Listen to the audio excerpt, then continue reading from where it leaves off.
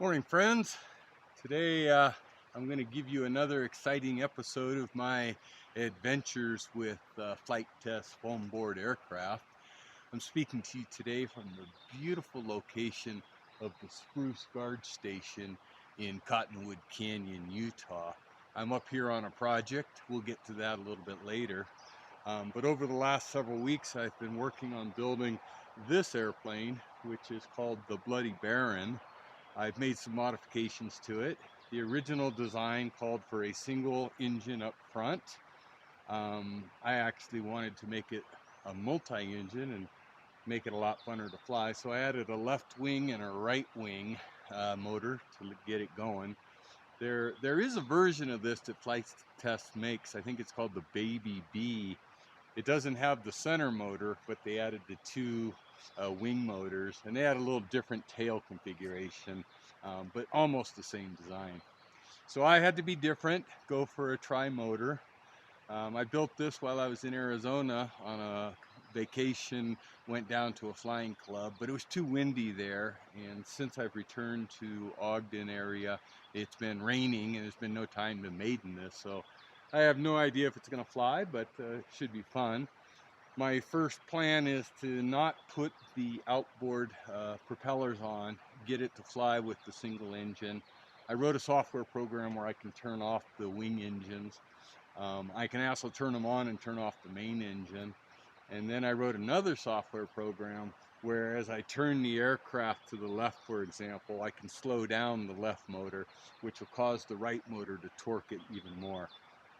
So anyway, I hope to get this in the air in the next 10 days and we'll get a video on it.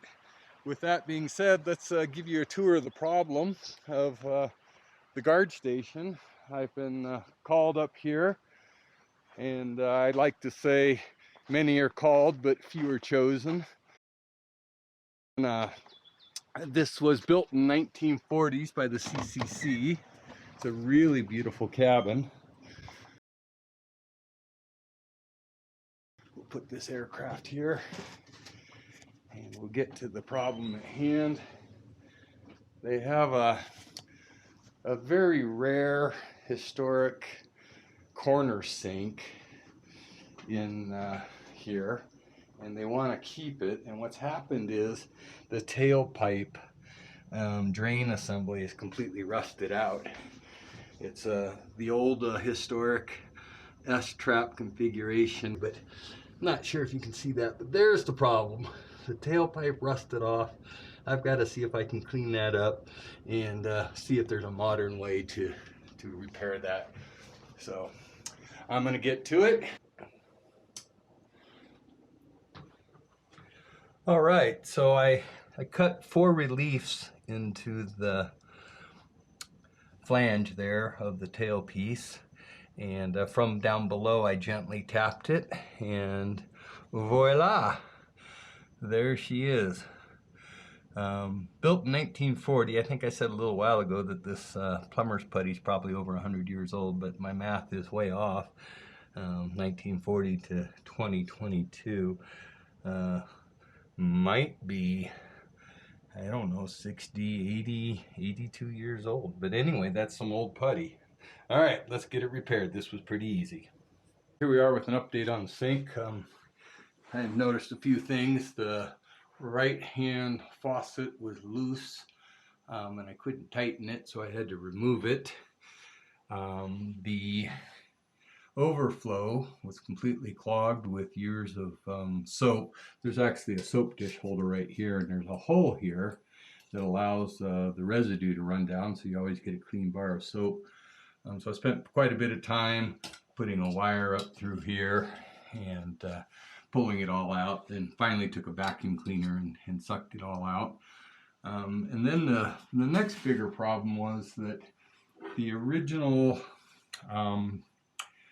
drain tailpiece flange is quite a bit thinner, and so the hole here was quite a bit narrower for a modern version of this. And I actually brought a couple of different styles, and this one's actually way too big to fit down in there. So I spent quite a bit of time having to enlarge that hole with a file and then with a rotary sander. But now that sits down in there just pretty. Okay. Then from underneath, I spent quite a bit of time cleaning up the metal flange here. It was completely rusted, and the bevel was lost. The bevel is important because of this rubber gasket is a cone gasket, and it goes up in there and compresses, and so you need a bit of a bevel to get that to go up in there. So at this point we're ready to start putting things back together, and I'll give you another update in a little bit. All right, friends, here we are at the conclusion of the historic corner sink 1940s guard station, Spruce Campground, Utah. Everything came together pretty good. Both faucets leaked horribly when I turned the water on, so I had to take them apart and replace the rubber stoppers inside. Cleaned up the rust spots around here, put in a nice new Kohler push drain, works real well. Filled it all the way up here and let the water overflow so it could flush out the debris. Got a nice new tailpipe down there, beautiful J-bend S-trap. Everything came together pretty well. Including lunch, I'm at about 5.5 hours on this project, and it's been fun. So there you have almost, what did we say earlier, 80 years? 80 years of life. Much thinner metal than the new modern Kohler, which is stainless steel, by the way. Should last another 80 to 100 years. Signing out. Well, that was a fun project, but let's get back to airplanes, which is a whole lot more fun. Friends, Mother's Day here. It's a beautiful day. I've got the Bloody Baron tri-motor ready to rock and roll for its maiden. We're out here at the wonderful flying field at the BDO. We got a nice tall grass, so shouldn't have too much damage if it augers in badly. I'm going to take off with just the main propeller, and if it goes good, I'll trim everything out, and then I'll bring it in and add the 2 outboard propellers. And let's go ahead and get these batteries started.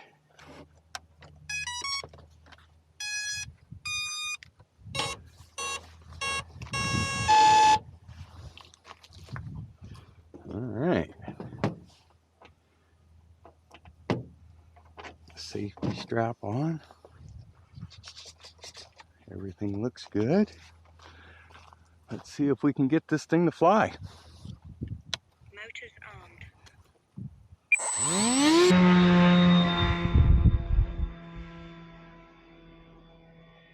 Well, it flies. Well, friends, the hat cam angle was wrong, and I had it pointed down at the ground. All you can see is the field. So suffice to say, the plane trimmed out and flew well, and we'll just pick up with the landing and go forward from there.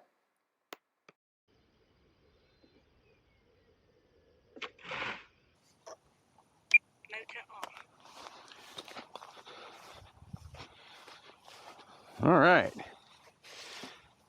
that was fun. I'll sign out here while we're getting the propellers on, and then I'll come back to you. Easiness. We have 3 propellers. I've never done this before. I have no idea what's going to happen. Let's give it a whirl. Motors armed. Motors armed.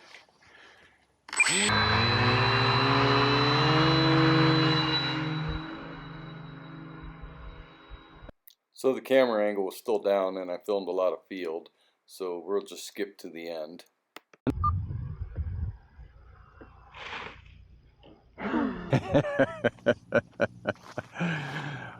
All right, well, I probably need to get a bigger battery.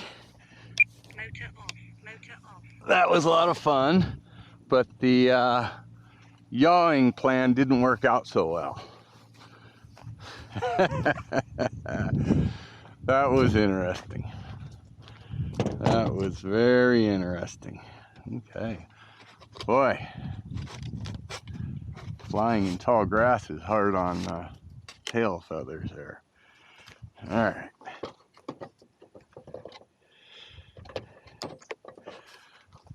Well, there you have it, friends. I got a little investigation to do on that differential yaw.